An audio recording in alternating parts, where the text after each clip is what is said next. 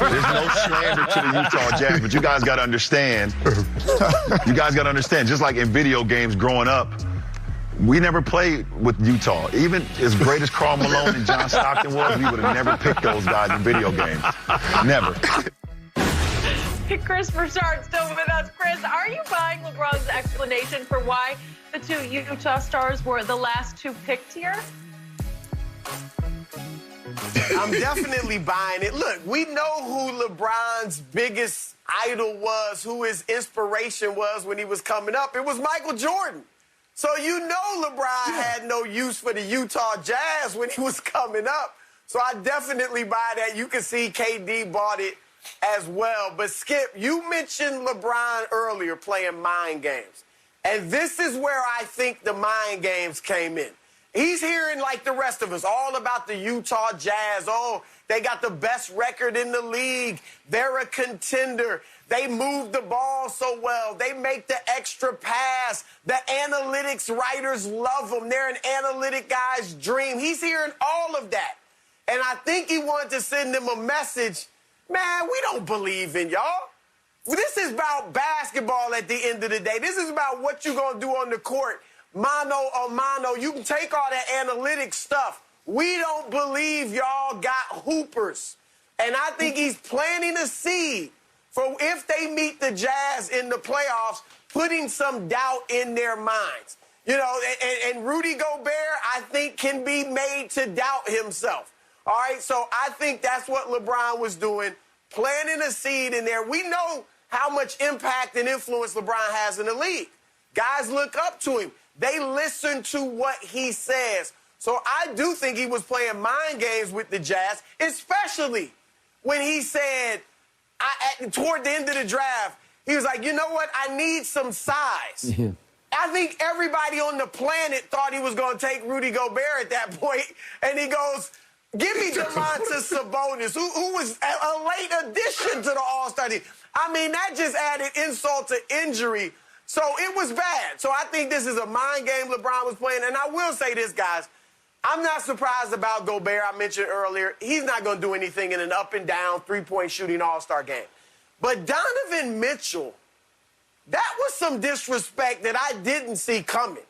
And I'm shocked that he went so low. As I mentioned guys that went before PG-13, Zach LaVine before Donovan Mitchell.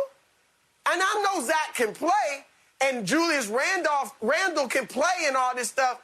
But before Donovan Mitchell, who's leading his team to the best record in the league, major disrespect for the Utah Jazz. And I think LeBron was giving them a little something to think about when they meet in May or June. Look, he's right. Nobody played with Utah growing up.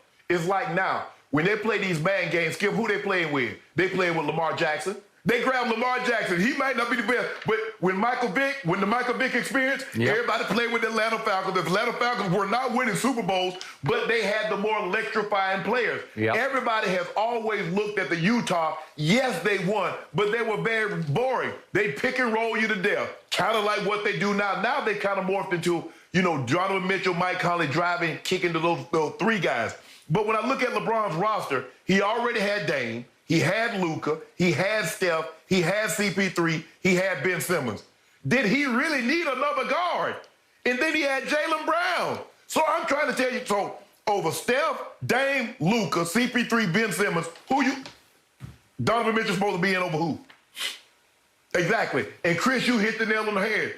Big guys, when all they do is dunk the ball or shoot threes, how does Rudy Gobert ain't gonna be by the time Rudy Gobert get the rebound and pass it, they're going to be done shot a three or somebody going to be on dunked it before he got to half court. So I get Donovan Mitchell maybe being upset, but what, Skip? I mean, LeBron, you look at LeBron's guard roster, it's like, who is he going to go in front of? Who you taking off? You're not taking him over Steph. You're not taking him over Dame. You're not taking him over Luka. You're not taking him over Ben Simmons or CP3. Maybe Jaylen Brown? Okay, you want to say he goes for Jaylen Brown. So instead of being second to the last, he'd have been third to last. Really? That would have been better. I bet that would have made him feel better.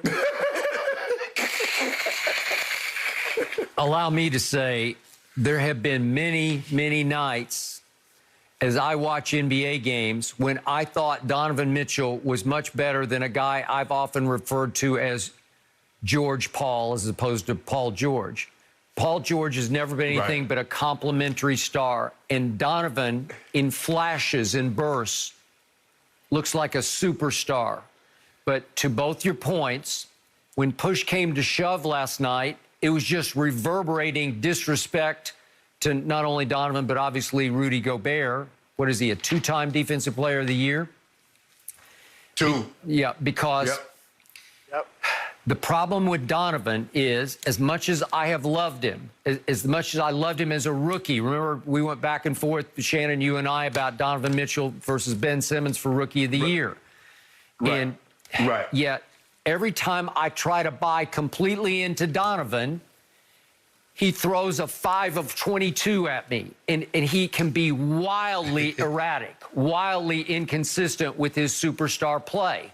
Obviously, he got on a roll against Jamal Murray, and those two kids just lit up the bubble night after night after night in that shootout of a series. But then there'll be other times when Donovan just disappears, and I don't get it. I don't think LeBron gets it. I don't think Kevin Durant gets it. And so they're both just shrugging at Donovan Mitchell, falling all the way to the bottom of this barrel.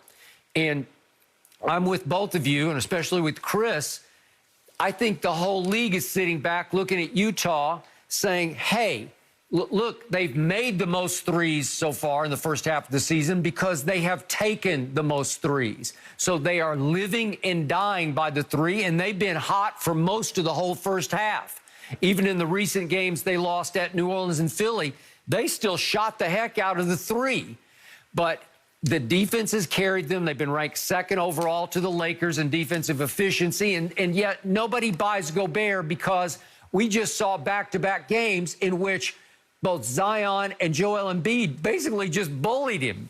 That they just don't have great respect for him. They think they can terrorize a 7'2" guy who's not the physically strongest or mentally toughest guy out there. And to Chris's point, that they think he'll fold under fire, and sometimes he does. So nobody is afraid of the Utah Jazz, yet they end up the first half with, what are they, 27-9? They're 27-9. They're 2.5 games clear of anybody in the West or the East, and nobody has any respect for them. So if, it's like, are you men or mice? Because they just got challenged last night, and we will see how they respond to that challenge through the second half and going into the playoffs, because if they're made of anything of substance, they will respond well to this.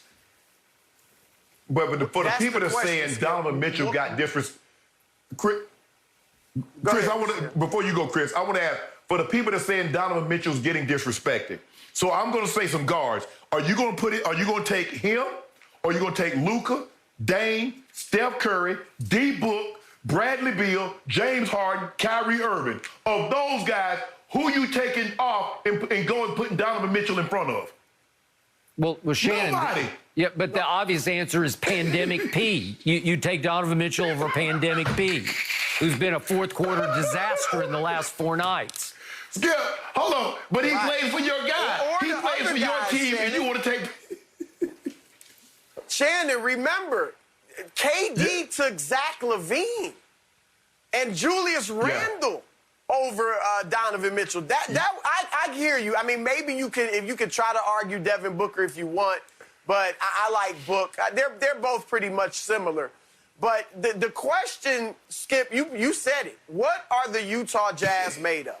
Because we saw when they were up 3-1 over Denver, and all of a sudden people started expecting them, okay, this team is really good. They folded.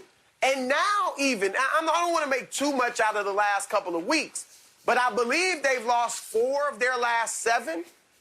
So people have been talking about them and hyping them up and how good they are. And now all of a sudden expectations brings pressure. Are they really that good? It's going to be interesting to watch them over the second half, because you're right. They have raised the bar, and now all eyes are on them. And they're trying to do something we just haven't seen done. Even, they don't have superstars. They don't have one. So you can't even compare them to the Dallas team that beat LeBron in 2011. At least they had Dirk Nowitzki, and they had older stars like Jason Kidd and guys like that.